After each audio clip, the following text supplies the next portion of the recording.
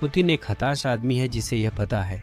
Ukraine में 10 लाख हताहत जिनका कोई नतीजा नहीं निकला, इससे संभवतः उसकी जान और उसकी नौकरी दोनों जा सकती हैं। इसी वजह से वह अब एक नाटो देश पर हमला करने की कोशिश कर रहा है। 19 सितंबर की सुबह 3 रूसी मिग-31 जेट्स ने एस्टोनिया की हवाई सीमा में प्रवेश किया। विमानों पर P-37 एयर टू एयर मिसाइलें लगी थीं और वे एस्टोनिया की राजधानी टालिन की ओर बढ़ रहे थे। यह किसी बड़ी घटना की शुरुआत जैसी लग रही थी। ये पायलट रहित ड्रोन नहीं थे जैसे हफ्ते पहले पोलैंड में हुआ था, जिन्हें पुतिन गलती से नाटो हवाई क्षेत्र में घुसा बता सकते हैं। ये मानव संचालित लड़ाकू विमान थे जो पूरी तरह से तैयार थे और वे एक नाटो देश की राजधानी की ओर बढ़ रहे थे। नाटो के जेट तुरंत उड़ान भरे और टकराव करीब लग रहा था। एस्टोनिया के अनुसार रूसी जेट ने नाटो हवाई सीमा में 12 मिनट बिताने के बाद पीछे हटना शुरू किया। हमें नहीं पता वे क्या योजना बना रहे थे और उनका लक्ष्य क्या था। अब नाटो में कई लोग वही करने की मांग कर रहे हैं जो तुर्की ने 2015 में किया था। जैसे ही रूसी जेट नाटो की हवाई सीमा में प्रवेश करें, उन्हें मार गिराया जाए। तो चलिए जानते हैं कि आज सुबह वास्तव में क्या हुआ। हम तुर्की की 10 साल पहले की प्रतिक्रिया से क्या सीख सकते हैं और इसका इस युद्ध के भविष्य पर क्या असर पड़ेगा। शुरुआत करते हैं, जाहिर है जो हुआ उससे। यहाँ और जानकारी दी गई है। आइए उस बड़ी खबर से शुरू करते हैं जो हमने पिछले 1 घंटे या उससे भी कम समय में देखी है, क्योंकि एस्टोनिया की सरकार का कहना है कि शुक्रवार सुबह 3 रूसी सैन्य जेट बिना अनुमति के नाटो की हवाई सीमा में घुस गए और वहां लगभग 12 मिनट तक रहे। एक्स पर जारी एक बयान में नाटो के प्रवक्ता ने कहा कि नाटो ने तुरंत प्रतिक्रिया दी और उन रूसी जेट्स को इंटरसेप्ट किया जिन्होंने एस्टोनियाई हवाई क्षेत्र का उल्लंघन किया था। उन्होंने कहा, यह रूसी लापरवाही का उदाहरण है और नाटो की प्रतिक्रिया क्षमता दिखाता है। एस्टोनिया के विदेश मंत्री ने कहा कि यह अब तक का सबसे दुस्साहसी हवाई क्षेत्र उल्लंघन था और इस साल चौथी घटना है। उन्होंने कहा, रूस अपनी आक्रामकता से पड़ोसियों की सीमाओं की परीक्षा ले रहा है।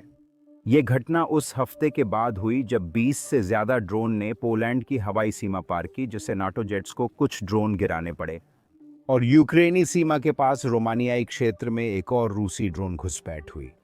अब ये आज सुबह के जेट विमानों की तस्वीरें हैं। 2 महत्वपूर्ण बातें बतानी हैं। हम देख सकते हैं कि ये सशस्त्र जेट हैं और इसके अलावा वे पूरे 12 मिनट तक नाटो के हवाई क्षेत्र में थे। यह बहुत लंबा समय है और यह बहुत लंबी दूरी है, खासकर जब आप सोचें कि फाइटर जेट कितनी तेजी से चलते हैं। इससे फर्क नहीं पड़ता कि आप कितने रूस समर्थक हैं। यह कहना मुश्किल है कि यह एक गलती थी। अब यह साबित करने के लिए कि यह जानबूझकर किया गया था, चलिए देखते हैं कि रूस ने सिर्फ इस महीने में क्या क्या किया है। 7 सितंबर को एक रूसी जासूसी जहाज ने जर्मन नौसेना के जहाजों का पीछा करने के लिए ड्रोन लॉन्च किए। फिर उसी दिन बाद में एक Mi-8 ने एस्टोनिया में प्रवेश किया। 3 दिन बाद 19 ड्रोन पोलैंड की सीमा में घुसे। इन ड्रोन में अतिरिक्त ईंधन था, यानी इन्हें पोलैंड में गहराई तक जाने के लिए तैयार किया गया था। उसी दिन एक ड्रोन रोमानिया और एक लातविया में घुसा। 3 दिन बाद और भी ड्रोन पोलैंड में घुसे और भी ड्रोन रोमानिया में घुसे। फिर 14 सितंबर को एक रूसी जहाज स्वीडिश पाइपलाइन के ऊपर सुविधाजनक तरीके से खराब हो गया। फिर 19 सितंबर को 3 जेट्स हथियारों से लैस होकर एस्टोनिया की राजधानी की ओर बढ़ रहे थे। यह एक प्रवृत्ति है और यह गलती से नहीं हो रहा है। यहाँ मैं पुतिन के हीरो व्लादिमीर लेनिन का जिक्र करना चाहता हूँ, जिन्होंने सोवियत संघ बनाया था। और उनकी एक मशहूर कहावत थी जो इस स्थिति पर बिल्कुल लागू होती है। आप संगीनों से जांच करते हैं, नरमाई मिले तो आगे बढ़ें, इस्पात मिले तो पीछे हटें। इसका मतलब है कि पुतिन तब तक आगे बढ़ते रहेंगे जब तक उन्हें ताकत से पीछे नहीं धकेला जाता। अगर नाटो देश कुछ नहीं करते हैं तो पुतिन तनाव बढ़ाते रहेंगे। इसी कारण कई लोग मांग कर रहे हैं कि नाटो रूसी जेट्स को नाटो के हवाई क्षेत्र में घुसते ही मार गिराए। यही बात लोग मांग रहे हैं जब से 19 ड्रोन पोलैंड के हवाई क्षेत्र में घुसे थे। लेकिन अब ऐसा लगता है कि नाटो देशों के रक्षा मंत्री भी, जैसे कि हमारे स्क्रीन पर दिख रहे लिथुआनिया के रक्षा मंत्री, वही करने की मांग कर रहे हैं। तुर्की ने ये 10 साल पहले किया था। देखिए, तुर्की सेना ने एक रूसी जेट को मार गिराया था जो तुर्की की हवाई सीमा में घुस गया था, और यह घटना कुछ ही सेकंड में हो गई थी। और तब से लेकर आज तक रूस ने तुर्की से फिर कभी पंगा नहीं लिया। तो फिर वही तरीका क्यों नहीं अपनाया जाता? यही सवाल हर कोई पूछ रहा है। खैर, इसे समझने के लिए हमें तुर्की की घटना को सिर्फ मुख्य बिंदुओं में नहीं बल्कि विस्तार से देखना होगा। सब कुछ सितंबर 2015 में शुरू हुआ। उस समय सीरियाई गृह युद्ध काफी समय से चल रहा था, लेकिन सितंबर में रूस ने आधिकारिक रूप से इस गृह युद्ध में प्रवेश किया। बशर अल असद के समर्थन में रूसी जेट विमानों ने तुर्की सीमा के पास सहित विद्रोही समूहों पर बमबारी की। लेकिन देखिए, तुर्की की अपनी खुद की दिलचस्पी थी। अंकारा ने विभिन्न समूहों का समर्थन कर असद का विरोध किया। इसके अलावा तुर्की पहले ही चेतावनी दे चुका था कि तुर्की की हवाई सीमा का उल्लंघन करने वाले किसी भी विदेशी विमान को शत्रु माना जाएगा। फिर आया 24 नवंबर 2015। 2 रूसी Su-24 बम वर्षक विमानों ने उत्तरी सीरिया में एक मिशन के दौरान तुर्की सीमा के करीब उड़ान भरी। तुर्की के मुताबिक ये जेट करीब 17 सेकंड तुर्की की हवाई सीमा में रहे। तुर्की रडारों ने दावा किया कि जेट के सीमा में घुसने से पहले 5 मिनट में 10 बार चेतावनी दी गई थी। जब रूसी जेट्स ने जवाब नहीं दिया तो तुर्की के F-16 ने फायर किया और एक Su-24 को मार गिराया गया। एक रूसी पायलट की मौत हो गई जब वह विमान से बाहर निकले लेकिन दुश्मन के इलाके में उतर गए। हालांकि एक रूसी पायलट को बचा लिया गया, लेकिन बचाव अभियान के दौरान एक रूसी बचाव हेलीकॉप्टर पर हमला हुआ। राजनयिक रूप से पुतिन ने इस हमले के बाद बहुत बड़ी बड़ी बातें की। पुतिन ने कहा कि वह तुर्की पर प्रतिबंध लगाएंगे, वह तुर्की को दुनिया से अलग थलग करने का प्रयास करेंगे। लेकिन पीछे देखने पर पता चलता है कि असल में कुछ नहीं हुआ। पुतिन ने समझ लिया कि तुर्की की उन्हें जरूरत है, पर तुर्की को रूस की नहीं। और इसके अलावा उस घटना के बाद से रूस ने कभी भी ऐसा कुछ करने की कोशिश नहीं की। तो यह समझ में आता है कि लोग फिर से वही होने की मांग कर रहे हैं, क्योंकि हर कोई यह जानता है रूस ताकत का जवाब ताकत से देता है। तुर्की इसका अच्छा उदाहरण है कि जब रूस का सामना ताकत से करें तो क्या होता है। अब यहाँ यह बताना जरूरी है कि नेटो के नेता कुछ नहीं कर रहे हैं, ऐसा नहीं है। आर्टिकल 4 को एक बार फिर सक्रिय किया गया है, इस बार एस्टोनिया द्वारा। नेटो देश संभवतः ब्रुसेल्स में मिलेंगे और तय करेंगे कि आगे के कदम क्या होंगे। ऐसी बैठकें अभी भी बहुत जरूरी हैं, चाहे लोग उन्हें जरूरी न माने। ऐसा इसलिए है क्योंकि 9/11 के तुरंत बाद 12 सितंबर को आर्टिकल 4 की बैठक हुई थी। इससे पहले अमेरिका ने आर्टिकल 5 सक्रिय किया था। अब अमेरिका ने इसे आर्टिकल 4 की बैठक नहीं कहा था, लेकिन उद्देश्य वही था। नेताओं ने मुलाकात कर अगला कदम तय किया और आर्टिकल 5 सक्रिय किया। अब इस स्थिति में सिर्फ इस बात पर कि एयर स्पेस का उल्लंघन हुआ है, आर्टिकल 5 के सक्रिय होने की संभावना बहुत बहुत कम है। आर्टिकल 5 तभी लागू होगा जब किसी विदेशी दुश्मन द्वारा सदस्य देश की जमीन पर हमला हो। ऐसा नहीं हुआ, और ये किस्मत की बात है, क्योंकि आखिरकार नेटो इस जंग में शामिल नहीं होना चाहता अगर उसे मजबूरी न हो। इसीलिए नेटो देश यूक्रेन को हथियार और मदद दे रहे हैं ताकि उसे खुद लड़ना पड़े और नेटो को सैनिक न भेजने पड़े। अब देखते हैं कि इस आर्टिकल 4 मीटिंग में क्या होता है और कौन कौन से बयान सार्वजनिक किए जाते हैं। यह काफी मुमकिन है कि नेटो यह फैसला करे कि वे भविष्य में किसी भी रूसी घुसपैठ को मार गिराएंगे। ऐसा इसीलिए है क्योंकि यही ठीक 2015 में हुआ था। यह पहली बार नहीं था जब रूसी जेट तुर्की सीमा में घुसा और मार गिराया गया। नहीं, विमान को नवंबर 2015 में गिराया गया था। लेकिन चलिए अक्टूबर 2015 की ओर वापस देखते हैं। उस महीने 2 अलग अलग बार रूसी जेट्स ने वास्तव में तुर्की की हवाई सीमा का उल्लंघन किया था और प्रतिक्रिया लगभग वैसी ही थी जैसी अब हो रही है। तुर्की ने रूसी राजनयिकों को बुलाया और उन्हें बता दिया कि यह बात बर्दाश्त नहीं की जाएगी। और फिर तुर्की ने नाटो कमांडरों से सलाह की, और फिर अगले महीने जब रूस ने फिर से ऐसा किया तो रूसी जेट्स को मार गिराया गया। तो अगर रूस ऐसा करना जारी रखना चाहता है, अगर वे लगातार नाटो क्षेत्र में एक के बाद एक जेट भेजते रहना चाहते हैं, तो हम उम्मीद कर सकते हैं कि किसी न किसी बिंदु पर नाटो जवाब देगा।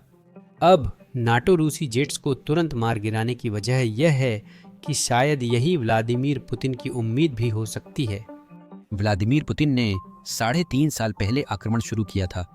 उम्मीद थी कि 3 दिन में कीव पर कब्जा करेंगे। और अब लोग यह समझ रहे हैं कि रूसी सेना वास्तव में इतनी मजबूत नहीं है कि वह पूरे यूक्रेन पर कब्जा कर सके। व्लादिमीर पुतिन इस युद्ध को नाटो की आक्रामकता के खिलाफ लड़ाई बताकर अपनी सीमाएं लगातार आगे बढ़ाते हैं। उन्हें पता है कि रूसी जनता जल्दी ही समझ जाएगी कि उन्होंने रूस का भविष्य बर्बाद कर दिया है। 10 लाख से ज्यादा लोगों की जानें गई हैं और इन सब के बावजूद उन्होंने बहुत कम हासिल किया है। और यही वजह है कि वे इस युद्ध को और बढ़ाना चाहते हैं, क्योंकि फिलहाल यह बहुत ही असंभव है कि पुतिन इसे रूसी नागरिकों और रूसी धनकुबेरों के सामने सही ठहरा सकें।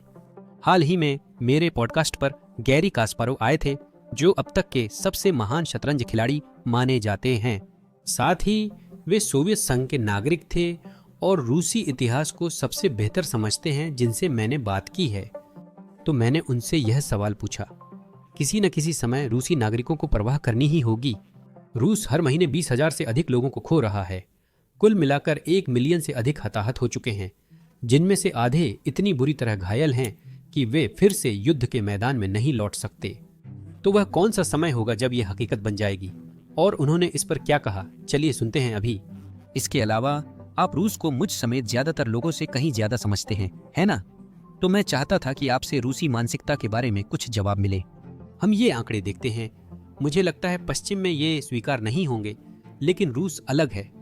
रूसी सेना हर महीने 20,000 सैनिकों का अनुभव कर रही है।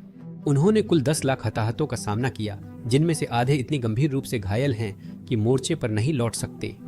लगता है पुतिन को इसकी परवाह नहीं, लेकिन मतलब सिर्फ इंसानियत के नजरिए से देखें तो एक समय ऐसा जरूर आएगा जब रूसी नागरिकों को इसकी चिंता होने लगेगी। जिस रफ्तार से रूस अपने नौजवानों को, और आप जानते हैं आमतौर पर अपने पुरुषों को खो रहा है। शायद मैं भूला हूं, रूसी मानसिकता नहीं समझता। अगर रूसी इतिहास हमें मार्गदर्शन देता है तो आप यह सीख सकते हैं कि युद्ध का कोई भी सकारात्मक परिणाम हमेशा शासक वर्ग को ही मजबूत करता है। चाहे वह 1812 का नेपोलियन युद्ध हो, या द्वितीय विश्व युद्ध, या 1870-1870-8 का रूसी तुर्की युद्ध हो, तो जीत हमेशा शासन के लिए बड़ी ताकत रही है और रूसियों ने कभी कीमत की परवाह नहीं की। द्वितीय विश्व युद्ध आपदा था, ये नुकसान है, और प्रबंधन की गुणवत्ता, युद्ध प्रबंधन की शुरुआत में वह बस भयानक थी, लेकिन परिणाम विजयी रहा और किसी ने परवाह नहीं की। और आज भी हम देखते हैं कि पुतिन शासन द्वितीय विश्व युद्ध को सबसे बड़ी उपलब्धि के रूप में भुनाता है। वैसे अगर आप रूसियों से द्वितीय विश्व युद्ध के बारे में पूछना शुरू करें तो उनमें से कई, खासकर युवा, उसे याद भी नहीं करेंगे। अमेरिका और ब्रिटिश साम्राज्य सिर्फ युद्ध सहयोगी थे, और अमेरिका की सहायता के बिना रूस युद्ध के पहले साल में ही टिक नहीं पाता। लेकिन बस यही है कि ये खो रहा है, तो ये है कि हमने जीत हासिल की, हमने बाकी कुछ मायने नहीं रखता। ये ऐतिहासिक अज्ञानता है, लेकिन हमें अपनी जीत पर गर्व है।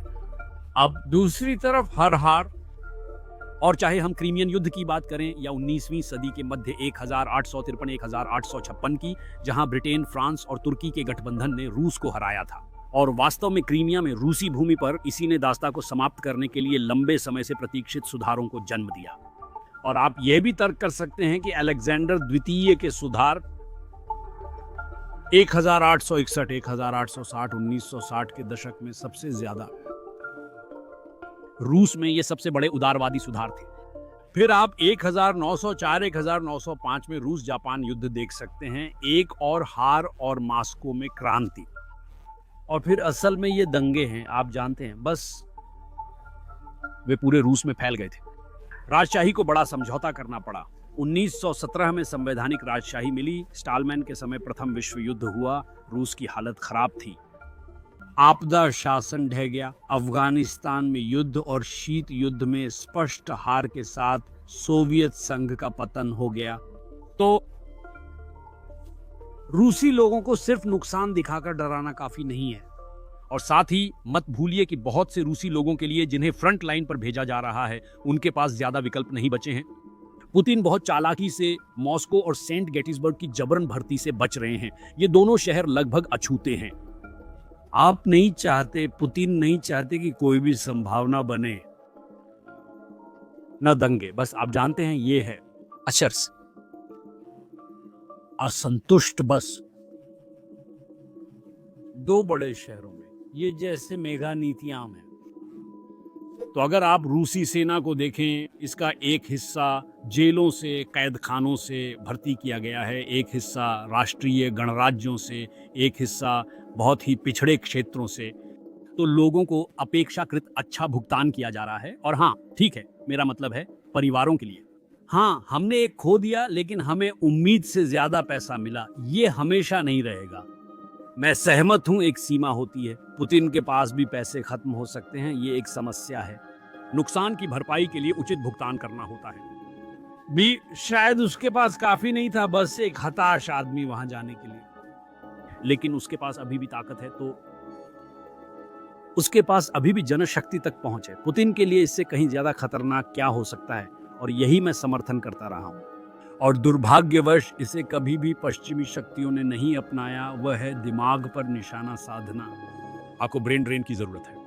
पुतिन के पास शायद कुछ मिलियन अतिरिक्त सैनिक हों, आप जानते हैं, फ्रंट लाइन के लिए, लेकिन उनके पास इंजीनियरों, कंप्यूटर विशेषज्ञों, वित्त विशेषज्ञों का बहुत ही छोटा भंडार है, और बस उन्हें रूस छोड़ने का मौका देना। और वैसे उनमें से कई ने 2022 में रूस छोड़ने की कोशिश की थी, लेकिन यूरोप और अमेरिका ने कहा नहीं नहीं, हमें इसकी जरूरत नहीं है। हाँ, वापस जाओ, तो कोई वीजा वगैरह नहीं है।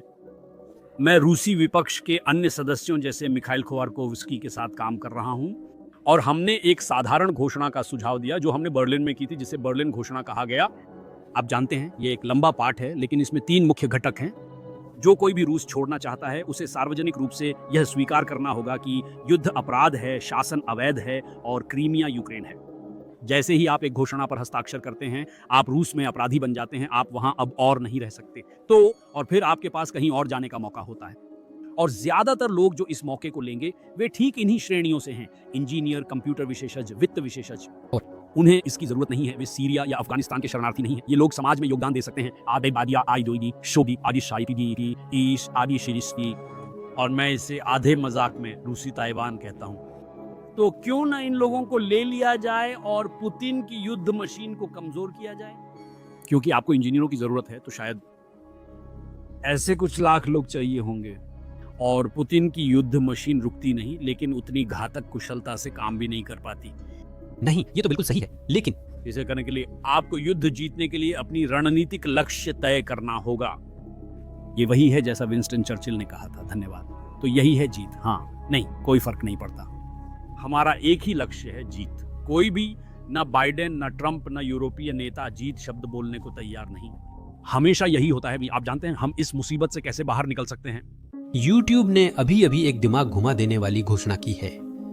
यह क्रिएटर्स को हर दिन $64 मिलियन दे रहा है। क्यों?